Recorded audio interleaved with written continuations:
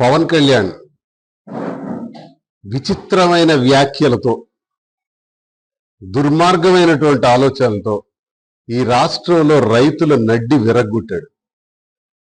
రాష్ట్రంలో రైతాంగం మొత్తం కూడా ఈరోజు చాలా ఇబ్బందులను ఎదుర్కొంటున్నారు.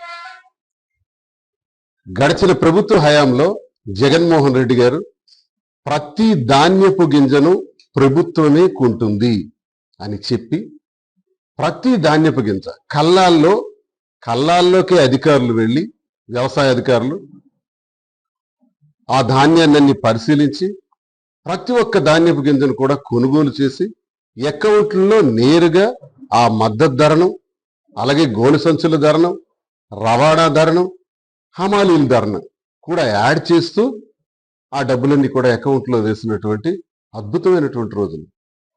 రైతన్నకి పంట పండించడానికి ఒక సహాయంగా, ఎక్కడ అప్పు దొరకనటువంటి రైతన్నకి, అవకాశాలు లేక ఇబ్బంది పడుతున్నటువంటి రైతన్నకి నేను 13,500 రూపాయలు రైతు భరోసా కింద ఇస్తాను అని చెప్పి 13,500 రూపాయలు ఇచ్చిన జగనన్న.